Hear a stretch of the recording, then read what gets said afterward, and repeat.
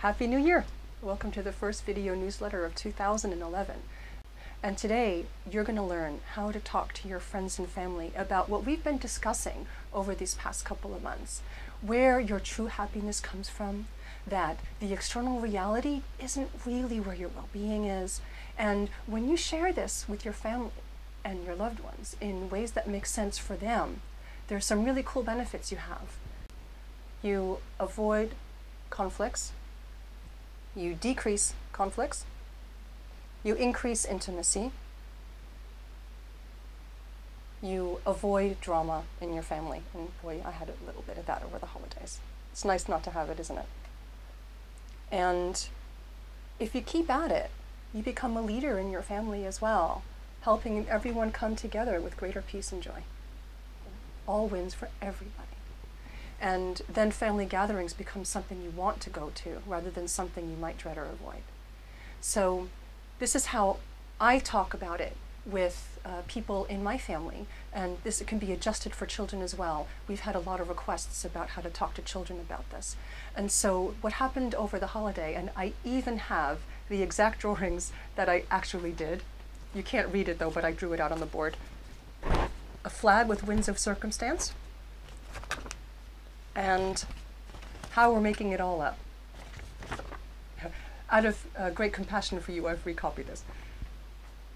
So here goes. I drew a flagpole, and I drew winds of circumstance, and introduce this in whatever way makes sense. And when you introduce this, two things that are really important. One is letting go of thinking that they need to get it. Ironically, when you let go of a need for them to get it, they get it much more easily and much faster. Secondly, very, very important as well, connect with the love in your heart for them. Share this with them like another gift that they're unwrapping. That's so important, because when it's wrapped up in that love, it makes it so easy. We watched Mary Poppins. It's like a spoonful of sugar makes the medicine go down kind of thing. So here it is, wrapped up in love. Winds of circumstance, that most people live their lives like they're flags on a flagpole. And whatever happens, they get blown in that emotional direction. So they win the lottery. Happy direction, oh yay, I'm happy now. Or they lose a lot of money, or they lose a job, or finances are difficult. Oh, unhappy direction, unhappy direction. And they get another job. Oh, happy direction, happy direction. Or somebody in the family had an illness or something, may it never happen. Oh, unhappy direction, unhappy direction. Oh, they got cured, happy direction, and on and on and on and so forth and so forth. Is that they're completely vulnerable, being blown everywhere, just in the wind, like a dead leaf. Yeah? It's not a way to live. That's not living. Yeah? So what is it really about? If you don't want to just be a flag or a dead leaf in the wind? And I drew this bit. This is the way most people experience their life. So people have their circumstance, and then they have their experience of it.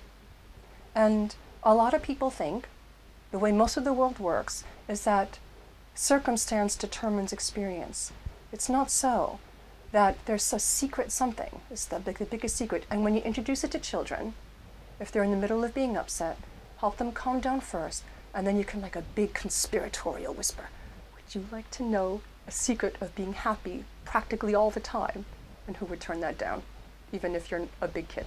So, it's not our circumstance that determines our experience. It's our interpretation of our circumstance that determines our experience. That's called thought. The way we think about, the way we interpret what happens to us. So, in essence, we're making it all up.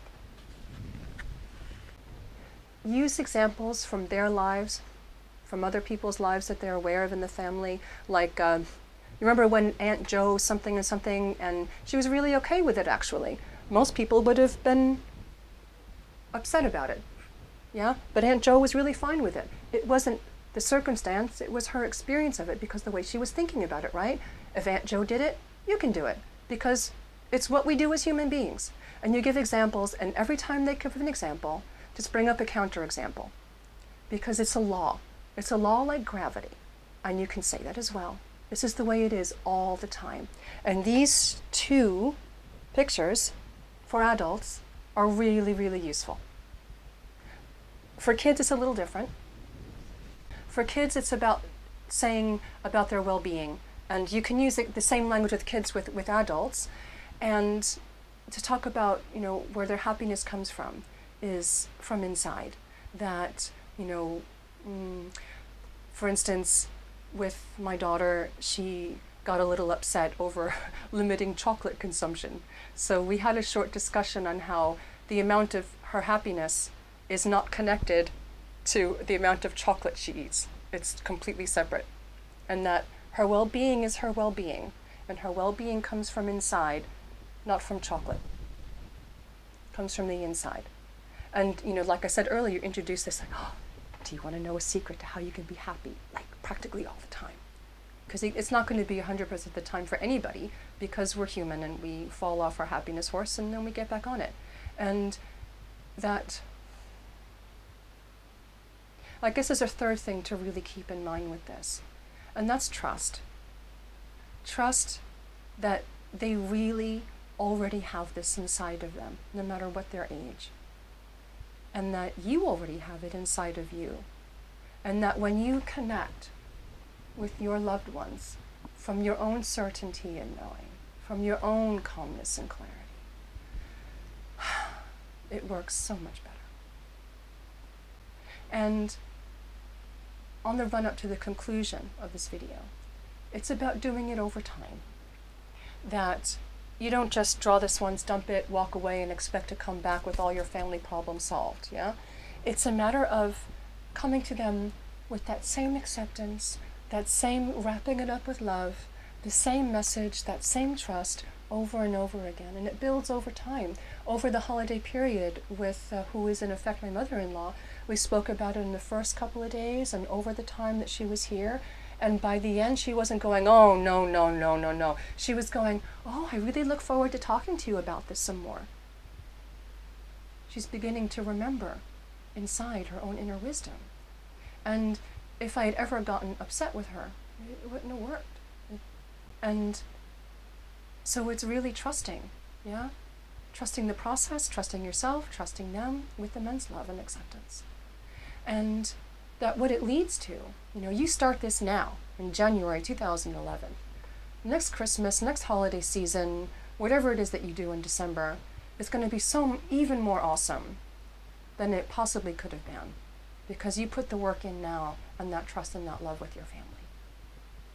And one of the other things that happens in this kind of circular calendar thing from January to next December in the holiday season is that the more you get it, the more you live it, the more you live this, about knowing your happiness comes from inside, the happier you are, the more peaceful you are, the more clarity you have. And even if things outside of you don't seem to change much, it doesn't matter, because the people who care about you see that you're happier, more peaceful, have more clarity of mind. So you lead by example. And this is the people you love and care about. It doesn't have to be just family, because Christmas and Hanukkah and things like that are mainly about family. It's also about any relationship you have with people you care about. Boyfriend, girlfriend, spouses, everything, everyone. It's applicable. And so, happy relating. May 2011 be your best year.